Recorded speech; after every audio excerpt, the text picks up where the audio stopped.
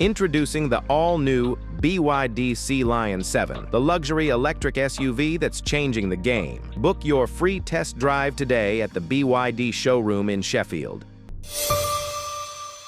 Dr. Steelhammer, Vladimir Klitschko, and Dr. Iron Fist, Vitaly Klitschko, Shannon the Cannon Brigg, and Butterbean, Cruiserweight King Jai Opetaia. Boxing King Media powered by BYD. Mr. Duke McKenzie on this miserable Monday afternoon. How are you, sir? Jim, I'm really good, thanks. I'm really good. I've just walked my dog again, so I'm happy. As you know, he's my pride and joy. And again, he's not coming on camera. He's up. He's gone up to bed. Is it? He's a beagle. He's a beagle. My little beagle, Trevor. He's my heartbeat. I love him to bits. Do you see what I mean? Was it a wet walk? Sorry? Was it a wet walk? Was it raining? No, it's not raining where I am. Oh, yeah, it's raining. Yeah, it's raining. Really? Yeah. Oh, yeah, now I'm down south, don't forget. So it's been a really lovely day. Good stuff. It's the day after the night before, Easter Sunday. I hope you had a good Easter, by the way. Did you do much, apart from watch the boxing, obviously? Yeah, like I said, I had my granddaughter over, which is just beautiful. She's 4 now, if you can believe that. It's like she was born yesterday. And I've got another one of my one's 10 months old. So I've had my grandkids come over. It's just been, I'm happy. Do you know what I mean? I got a bit of a smile on my face. I wake up with a smile on my face. You know, it's beautiful. That's what everyone wants. A man who would have been waking up with a big smile on his face this morning would have been Ben Whittaker. You know, before we talk about the fight, I'm just curious because I never caught up with you before the event. But what was your prediction? What did you think was going to happen in that fight? Exactly what happened. Oh, Exactly what happened in the fight. I did some stuff for TalkSport, and they asked me for my prediction before the fight, and it was exactly how it panned out, exactly how it was supposed to pan out. Ben Whittaker was always going to win the fight. Ben Whittaker's a class above Liam Cameron. No disrespect to Liam Cameron. You know, it's very easy to take your eye off the ball. When you start out in your career and you start knocking guys out, it's very easy to go, you know what, this is getting a little bit easy, and, you know, one fight rolls into the next, and perhaps Ben Whittaker just took his eye off the ball, and that's what I'm suggesting, because the first fight was harder than what it was supposed to be. It was turning out that way before the accident, right? And, you know, he had to start asking himself 1 or 2 questions because he had to start digging in. He was taking a few shots, right? And you know, he didn't like it. However, I still feel, even if he hadn't gone over the ropes, I still think he would have won. And the fact that he went over the ropes probably done him a little bit of a favour, because he would have had to grind out a much tougher victory. Do you see what I mean? Right, so now he's gone away. He's gone to himself, right, I've got to be more professional now. So he's gone to himself, right, I need a new coach, which he's got a new coach. He's got a fresh outlook. Ben Whittaker did exactly what he was supposed to do. He wasn't supposed to get, that fight wasn't supposed to go the distance. This second fight now, he's supposed to go out there and make his statement. That's exactly what he done. Now, let's get it right. He's not a world beater. He's not a world champion or anything like that. The guy's had 9 fights now, right? This is his 9th fight last night. He's had 9 fights. He hasn't even had a dozen fights. He's had, you know, he's still very much learning, not only about the sport, but about himself, right? So, okay, he went out and he did exactly what he was supposed to do. Make a statement, not to anybody else, not to the critics that are out there, but just to himself. Because, like I say, he took his eyes off the prize in the first fight, and now he's gone, right, I need to knuckle down and be more professional. And that's exactly what he's done. Just gone away and said, you know what, I can be more professional. And if I can do that, then I'm going to get a result. And he got a result. More power to the kid. Definitely. We'll talk a bit about his the comments he made after the fight, but you know, the actual fight itself, we obviously saw the stoppage. Did you have any arguments with the stoppage? Because there was some debate, but Howard Foster, funnily enough, stepped in early again. Yeah, but Howard Foster's got a habit of doing that, as you just alluded to. Now, if you look at the fight, right, it was what they call a pullback shot, right? So he let Cameron throw a few shots and he pulled off and he dropped the right hand on him, right? So, and Cameron was at 6s and 7s at that point. He didn't know where he was. Burst his eardrum, allegedly. Excuse me? Popped his eardrum from that shot. That's not surprising. You know, I mean, it's a very common thing in boxing, getting a perforated eardrum. which will shake your equilibrium, and then you don't know where you are because your balance is all. And if you look at the fight, Cameron went back, his hands were up, but he wasn't responding. So, like I said, the referee jumped in, stopped the fight, and I don't think it wasn't premature because he was probably going to get knocked out, and that wouldn't have done him any favors. Rather get stopped TKO than a clean KO. Like I say, Ben Whittaker did exactly what Ben Whittaker was supposed to do. He had to say to himself, I've got to go out and prove it to myself that I can actually deal with this guy, because that's the level that Cameron's at. He may never get past the Ben Whittaker, and he may only ever fight at this level, Cameron. But obviously the future is much brighter for Whittaker. Like I say, he's not a world beater. He's nowhere near ready for anything like that. And they still got to keep the reins on Whittaker and get him to learn his trade, because even though he got an impressive victory last night, there's still plenty of chinks in his armour to suggest that he's not ready for any of the top light heavyweights in the world. So, it's a tough division. It's a tough division to be in. So you got no complaints with the stoppage? None whatsoever. Okay. No. And then the other part, it was a big talking point. Ben's immediate reaction, obviously, he was carrying a lot of emotion into this fight because as the post-fight press conference, he's had a lot of online hate to deal with, which he's been bottling up. I think Dave Colwell and Johnny Nelson had a big debate about it. Dave was strongly against the fact that, saying that he's gone up to Grant Smith in the corner and shouted something at him. I think there was a misinterpretation. People thought he spat at Grant, but that's been clarified that he didn't spit at him. He didn't spit at him. He didn't spit at him. I just want to put that out there. And then obviously Johnny Nelson, backed Ben and said, that's emotions, and as humans, that is what happens when you bottle up that much emotion and you prove so many people wrong, and in that moment that can happen. So what did you make of that? Yeah, in the heat of the moment, when you have that much criticism put on you, thrown at you from the general public, and I dare say from Cameron's corner also, they were probably saying all kinds of manner of things in the build up to this fight. Yeah, he quit, he's this, he's that, and blah blah blah. He had a wheelchair ready for him as well, which I think Ben Sholem wasn't happy about. Exactly. So there's a lot of pent-up emotion, and all that was emotion after the fight, and he just wanted to ram it down their throats. Do I blame him? Not one bit. Would I have done it? Probably, had I been in that position.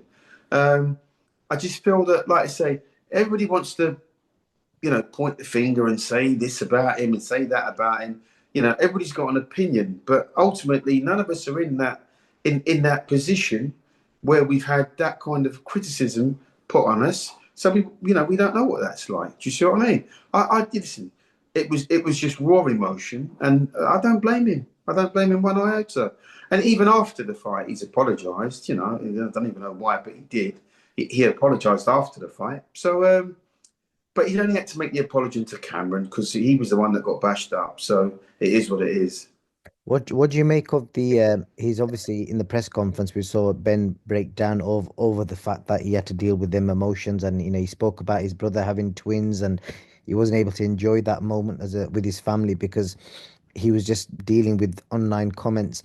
And I don't know if you can maybe compare it to your era where the brash fighters like that want to look entertaining. Hector Camacho's a guy from your era, isn't he? So them sort of characters where they want to play that role, but obviously, unfortunately, comes with it a lot of shit. But obviously, in your era, there was no online trolling because you never. Yeah. But now everyone's got such easy access to everyone. Yeah. Well, like I say, listen. When I was fighting, you didn't have social media. You just had the national papers, and you weren't getting trolled there. There was nobody coming down to my house or telling me I couldn't fight or one thing and another. Do you see what I mean? I advise anybody like Ben Whittaker, don't read the comments. Don't read the social media. You don't owe the public nothing, because ultimately they're not taking the punches. And anybody that criticizes him and puts him down and calls him names or whatever, they can't fight. They're just normal, everyday armchair fans, right? They're not even fans. They're idiots, really, because they just want to start throwing mud in his direction. And the reality is they can't even spell fight.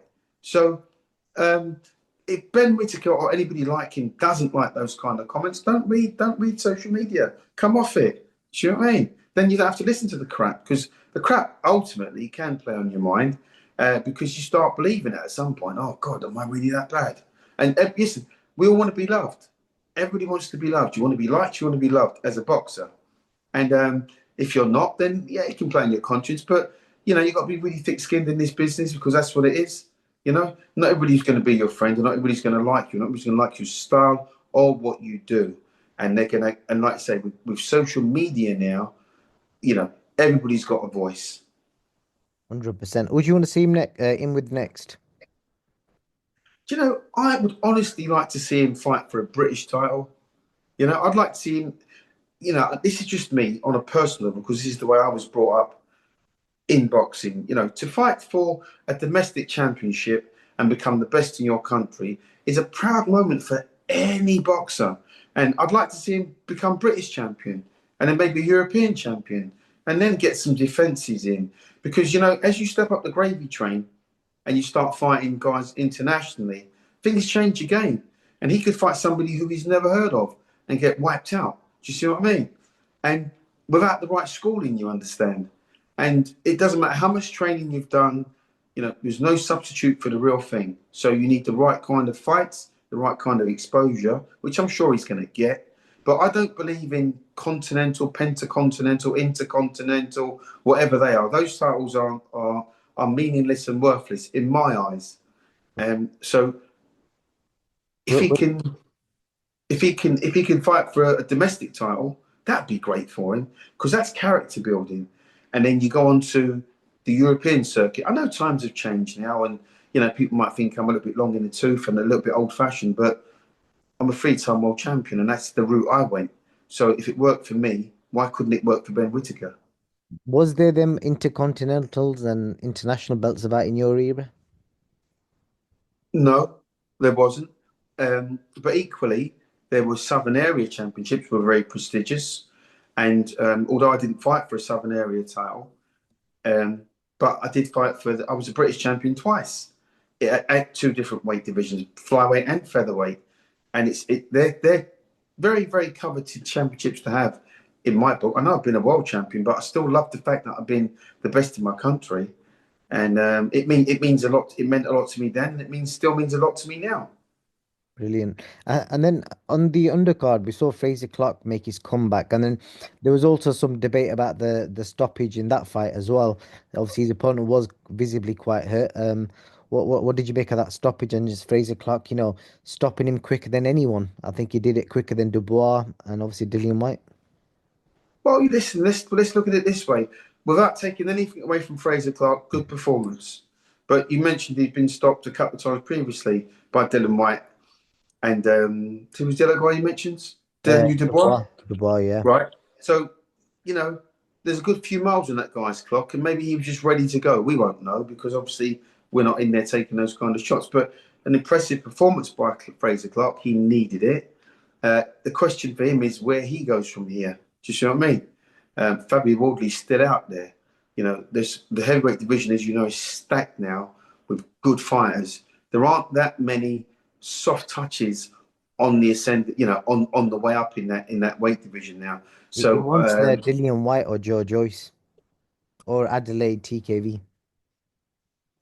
I'd avoid Adelaide if I was him. Joe Joyce is the obvious pick for obvious reasons. And maybe Dylan White, yeah, maybe in a fight or two. He's probably ready to go right now. So, I mean, listen, the most important thing for Frazer Clarke is that he's got the win. He will always be questioned when a fight gets tough, whether or not he's going to have any sort of alarm bells ringing once he gets nailed with a clean shot. Because that Fabio Wardley defeat was savage. It was such a bad, crushing defeat. And the damage that was done to him would have left psychological scars. So it doesn't matter the fact that he's won this fight. You can't really judge him on this fight, because they've got him a win, which is great. You know, he needed a win. He deserves a win. But it's as he starts to move back up into the rankings, you know, whether that be domestically or otherwise, then you're going to have to always keep that in the back of your mind. How's this guy going to respond when the heat gets turned up? Let's see what happens. I want to ask your opinion on, lastly, on that. Frazier's opponent, and I've heard this before, and I think it's like and I've heard previously, a lot of the African fighters when they come here, they do it. They don't shower for weeks. And his opponent was walking around the venue. I'm trying to be polite here, but Yeah, the most blatant way I can put it is he absolutely stunk. yeah. I've heard the similar thing, Yeah. but not only with African fighters, with a whole Like a manner of deliberate different. tactic. Yeah, yeah, sure. Oh, yeah, sure. Oh, sure. Listen, I fought a few guys that really chucking up in my career, and you get near them, you're like, mate, but it's a deliberate ploy to take your mind off of what's going on. Do you see what I mean? So, yeah, I mean, it was a tactic that he used, which clearly backfired on him. Does it work? Because Fraser wanted to get out the ring. Well, listen. He got the win, right? Which is the most important thing, regardless of whether the guy was chucking up or not. But like I say, that's quite a common thing. Yeah, it's mad. I've seen it before. It's quite a funny one actually. And lastly, I just want to quickly get your thoughts on Chris Eubank Sr.'s comments. He's had some back and forward with everyone that's for the big fight this weekend. What do you make? Are you backing Senior, or do you think he's got some sort of agenda? What do you think? You know, I actually feel really sorry for the man, senior, Chris Eubank Senior.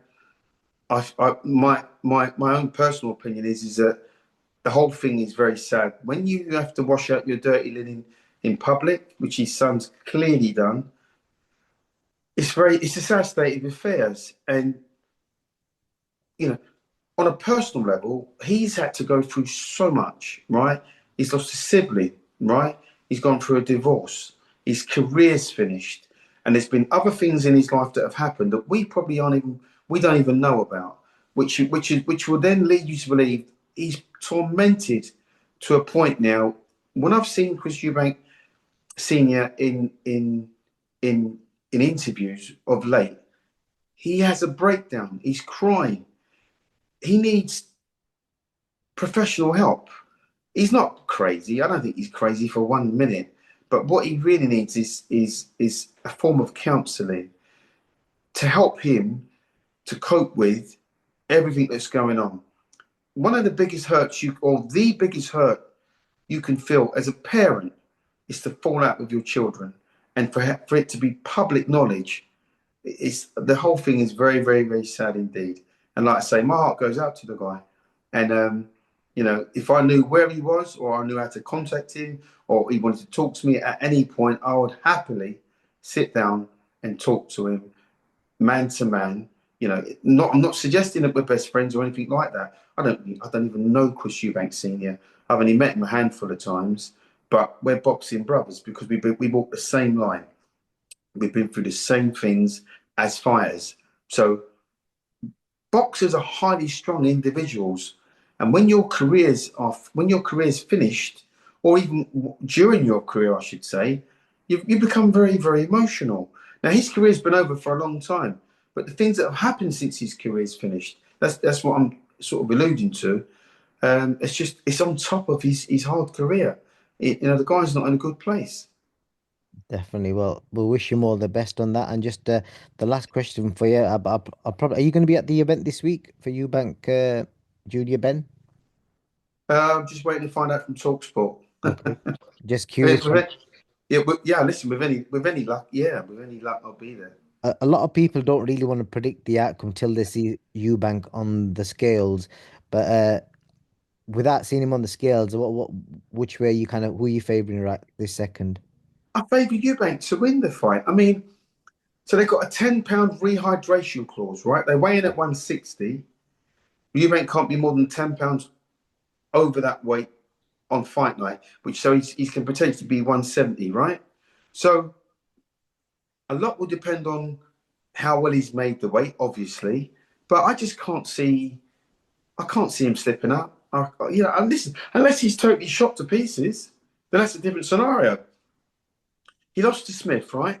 But then he went back and he beat him in the return. So that would then suggest that he's not shot and over the hill. Because when he went over against Smith in the first fight, he looked finished. Do you see what I mean? He looked completely finished, washed up, finished. You can throw all the superlatives his way because that's how it looked. But then he came back and he beat the guy. So maybe he knows something that we don't. Maybe he just didn't do the weight well. I think this time he's probably had more than enough time to get the weight down sensibly and safely, and goes into this fight as confident as he's ever been. I don't think Conor Benn is big enough, and Conor Benn hasn't looked great in his last couple of fights that he's had since his ban. So the question's got to be asked. I don't really think of Eubank. The question has to be asked of Ben, because he's the one that's got to set the tempo, and he has to maintain it for as long as the fight lasts. So is he going to throw the kitchen sink at Eubank? And then if he does, he's got to be able to maintain that for the duration of the fight. If he can't maintain it for the duration of the fight, given there's a size difference, given that Eubank is naturally the bigger man and knows his way around the ring and has boxed at a higher class of fighter than Ben has, I would expect him to win a points decision. Right. Let's see what happens. We're looking forward to the build-up, which starts tomorrow. Mr. McKenzie, that's it pretty much. Thank you very much for your time, and I hope you have a good evening and enjoy the walk with Trevor tonight. I really appreciate you know that, and thanks for asking me on again. I look forward to the next time. Thank you. Yeah,